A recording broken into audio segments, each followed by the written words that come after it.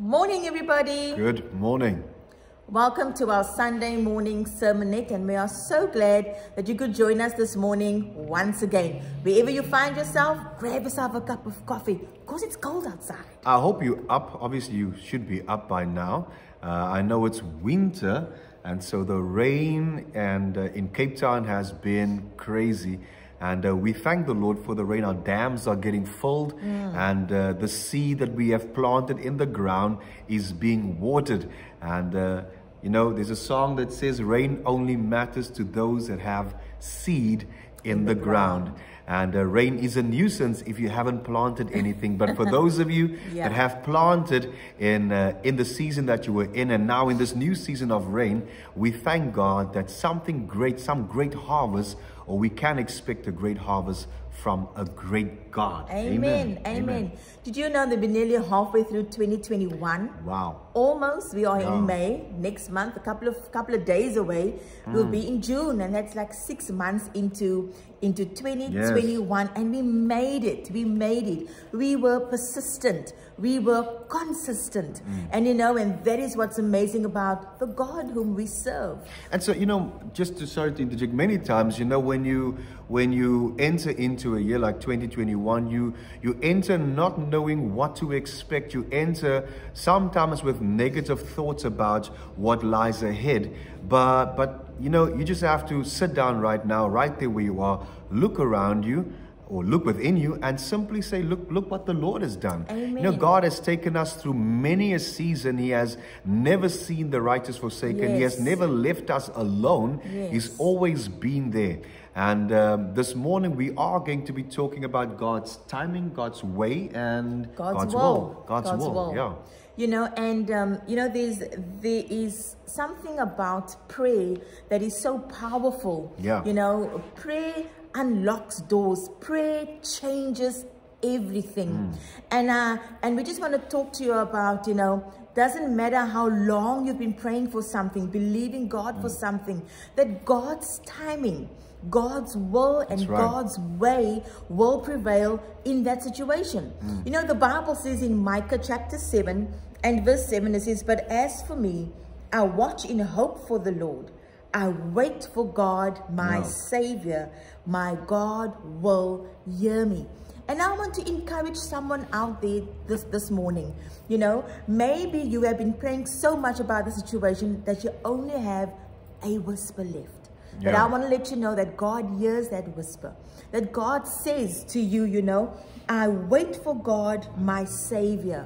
My God will hear me. And as you wait on God, you know, just allow God to minister to you. Allow your prayer life not to become dull or weak, even if you feel you've given up in this situation. But I want you to know that God's waiting period is not your waiting period. There's a saying we have, and it simply says, you know, it might be delayed, but it's not denied.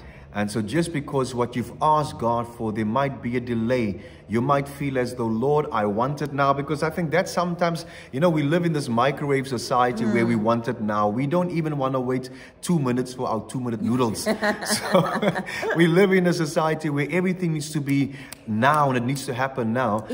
Instant society. And But God says, man, in the midst of the season that you find yourself in, God is always about showing himself to us having a greater understanding of who he is.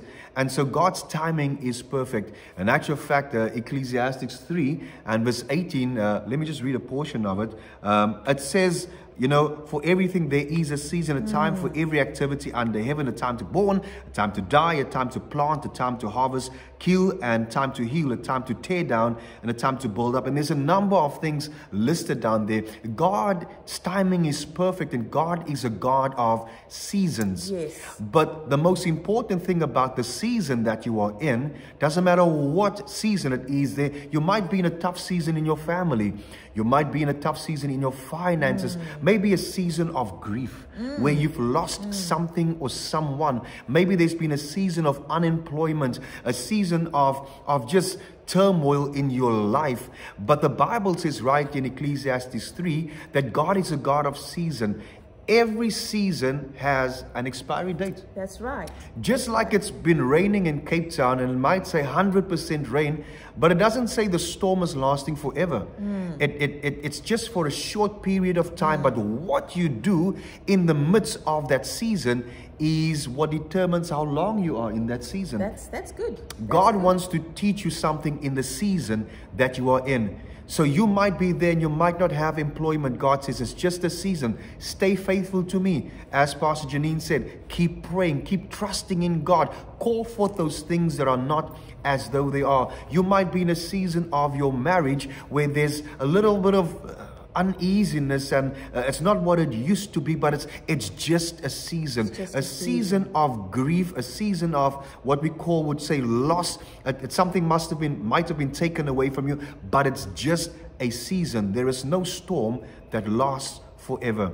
And you know, prayer changes those things. That's right. We want to encourage you out there, even though you are experiencing a season of loss, of grief, of sickness, of unemployment. It's nothing, you know, everything can change by prayer.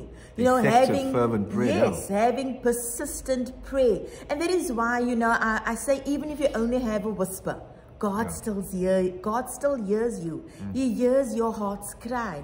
You know, Jeremiah chapter 17 and verse 7 says, "But blessed is the one who trusts in the Lord, whose confidence is in him." That's right. You know, your confidence should not be in a man or a woman or your boss or the bank manager, but our confidence is in him. We can trust God to work out every crooked path and make it straight. Amen. God's way, God's timing, and God's will. You know, that is what we want to encourage you with. You know, put your trust in God. Put your confidence in him. That's right. You know, because he knows your heart's desire. He knows exactly what you have need of. And Jeremiah, you know, 17 and verse 10 says, you know, "I, the Lord, search the heart." That's right. He searches our hearts and he examines the mind to reward each person according to their conduct. That's right. And God is the rewarder when you look after him, or when you search for him, when you seek him. The Bible says in the book of Matthew chapter 7 and verse 7, "Ask and you will receive. Yeah. Seek and you will find. Knock and the door shall be open." Yes. And so we hear this morning that God's timing is perfect. And God's ways are higher than our ways. His thoughts are higher than our thoughts. The way God is about to work out your season for you, you might not have thought about that God would work it that way. Yeah. But it's about you trusting God in the midst of the season that you are in. God knows exactly what he's doing. And many times we say things like, "Man, I don't know what's God's will for my life." If you don't know what's God's will, let me tell you, God's word is his will.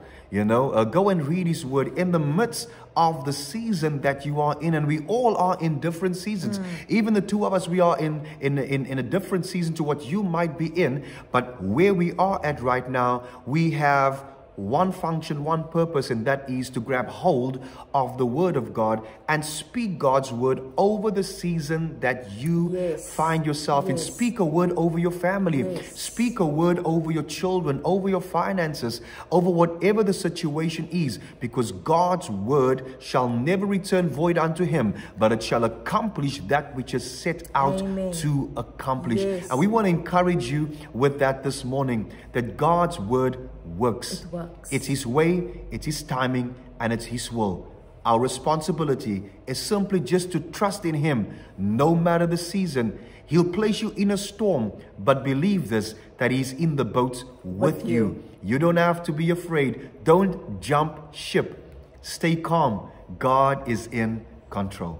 That is so beautiful. Hey, and we just want to encourage you, when you speak that word, find a word in the Bible. You know, my go-to or my default one is always Psalm 119 verse 105. It says, the word is a lamp unto my feet and a light unto my pathway. So no matter where I go in life, where I find myself, the word is my light and the word is my lamp unto my feet. And so, you know, be encouraged this morning that God's got you. God has got you. This power, I want to just emphasize, this power in the Word of God. There's power in the Word of God. The centurion, in actual fact, came to Jesus and he said, Jesus, my servant is sick, but I don't need you to come to my house.